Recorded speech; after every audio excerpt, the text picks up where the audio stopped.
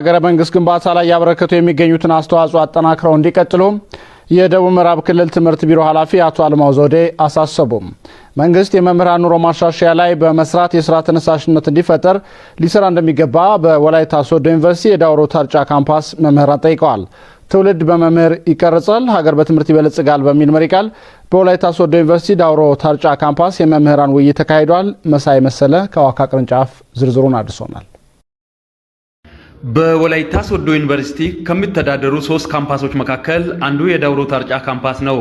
ካምፓሱ ካለፉት 10 ዓመታት ወዲህ በመማር ማስተማርና በምርምር ስራዎች ማህበረሰቡን ተጠቃሚ የሚያደርጉ ተግባራትን እያከናወነ ይገኛል። በመሆኑም አሁን ላይ የካምፓሱ መምህራን በሀገሪቱ የተጀመረውን የለውጥ ሂደት በመረዳት በቀጣይ ለሀገር አንድነት በወንድማማችነት እሴት ላይ በመመስረት የበኩላቸውን ድርሻ እንዲወጡ የሚያስችል የውይይት መድረክ መሆኑን የተናገሩት ከመምህራኑ መካከል መምህር ሀብታሙ በየነና ምርት መሰረት ጠናው ናቸው። ሀገራዊ ጉዳይ ላይ ሁላችንም የራሳችንን ማለት አስፈላጊ እንደሆነ መንግስትም አምኖ የሚመለከታቸው አካላት መጥተው እኛን እንዲያወያዩ አቅጣጫ ተቀምጦ ውይይት ውስጥ ገብተናል። ውይይቱ ጥሩ ነው ብዬ ነው የሚቀበለው። በመጀመሪያ ማለት አንደኛ መምህራን ውስጥ ላይ ያለው ችግርና ወይም ደግሞ ውስጥ ላይ ያለው ነገሮችን ምንድናቸው ብለው እነሱ ሰምተው መመለስ ያለባቸውን ይመልሳሉ።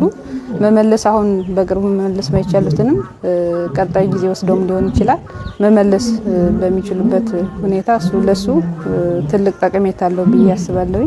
በቀጣይ መንግስት የትምህርት ስብራትን ለማረም የሚያስችሉ ስራዎችን እየሰራ ቢሆንም ግን የመምህራን ኑሮ ማሻሻያ መርሃ ግብር ላይ የኢኮኖሚ ተጠቃሚነት እንዲረጋገጥ በትኩረት ሊሰራ እንደሚገባም አሳስበዋል። ውይይቱ ሀገራዊ እንደመሆኑ መጠን በሀገሪቱ የፍትህ ስርዓት አለመጠናከር፣ የኑሮ ውድነት፣ በየደረጃው በሚገኙ ትምህርት ቤቶች የትምህርት ግብዓት ውስንነት፣ ለመምህራን መኖሪያ ቤት የሚሆን የግንባታ የመሬት አቅርቦት ችግሮች፣ የመምህራን ጥቅም አለመከበር፣ ለግብርና ክፍለ ኢኮኖሚ ትኩረት አለመሰጠት፣ በየተቋማቱ የሚታዩ የአሰራር ክፍተቶች በዋናነት የሚጠቀሱ ችግሮች በመሆኑ በሚመለከታቸው አካላት ሊፈቱ ይገባል።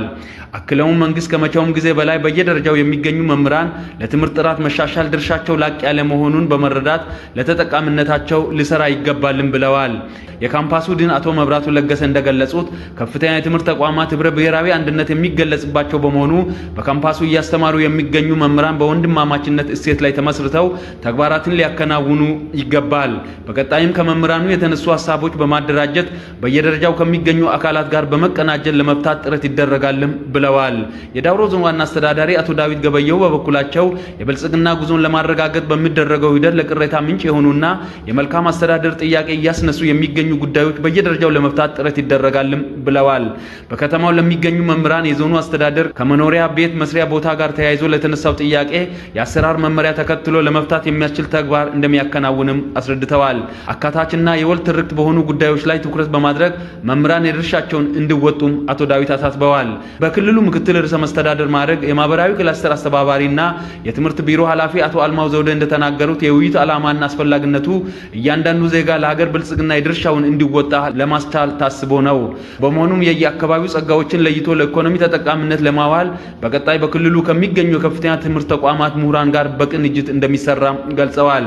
በየደረጃው የሚገኙ መምህራን በሀገረ መንግስት ግንባታ ላይ እያበረከቱ የሚገኙትን አስተዋጽኦ አጠናክረው እንዲቀጥሉ የገለጹት አቶ አልማው ለትምህርት ጥራት መሻሻል እየተካሄደ የሚገኘው ተግባር ውጤታማ እንዲሆን የምሁራን እገዛ መጠናከር እንዳለበትም ጥሪ አቅርበዋል።